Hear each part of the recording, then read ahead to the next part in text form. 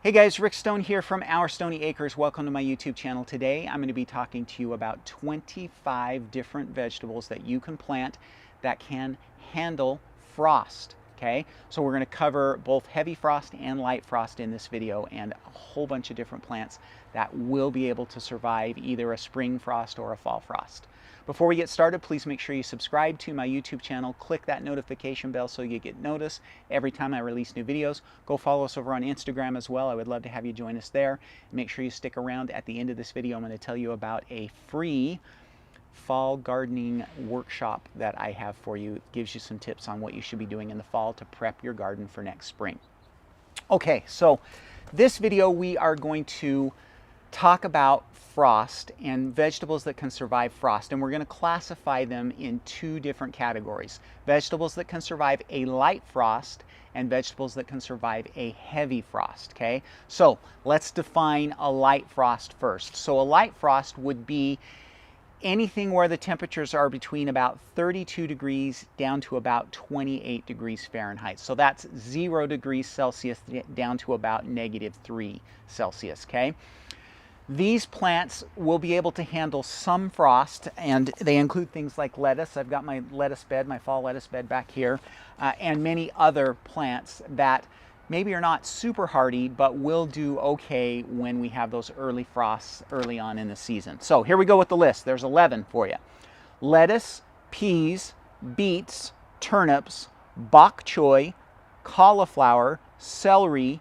radicchio, endive, green onions, and leeks. Okay, all of those are going to deal with those moderately cold temperatures down to about 28 Fahrenheit, -3 Celsius. They'll do okay. And so if you've got a cold night coming up, or you know, maybe in the springtime you've got a cold night that's going to surprise you, but it's not going to get down below 28, then those plants are going to be okay and are going to handle that level of frost. Okay, now let's talk about heavy frost.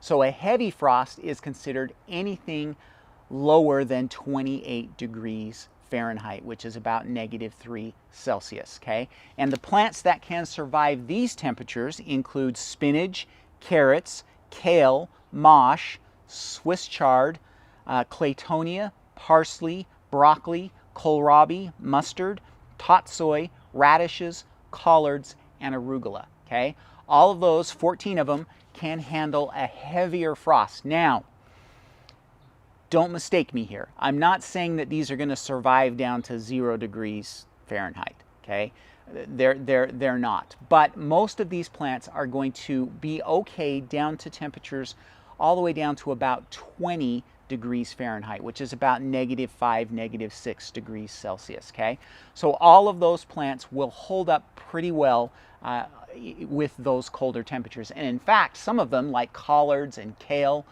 their taste is actually going to be improved considerably with those colder temperatures. So fall especially is a great time to test this theory out. You'll be able to plant things in the fall and then let those mature into the winter months, and they should do really well in your garden. Now, what if you'd like to extend your growing season even a little bit more? There are a few things that you can be doing to help you extend that growing season. So let's talk about those. The first one is heavy fabric row covers. So if you're looking to buy a heavy fabric row cover, we're looking here for row covers that have between 1.5 to 2 ounces of material per square yard. Okay, so when you're looking up the descriptions, heavy is considered about 1.5 to 2 ounces per square yard of material. Okay, these heavy fabric row covers usually will give you an additional 6 to 8 degrees of cold protection. So for example, if we had some spinach growing in our garden, we know that it's hardy down to about 24, 20 degrees, somewhere around there.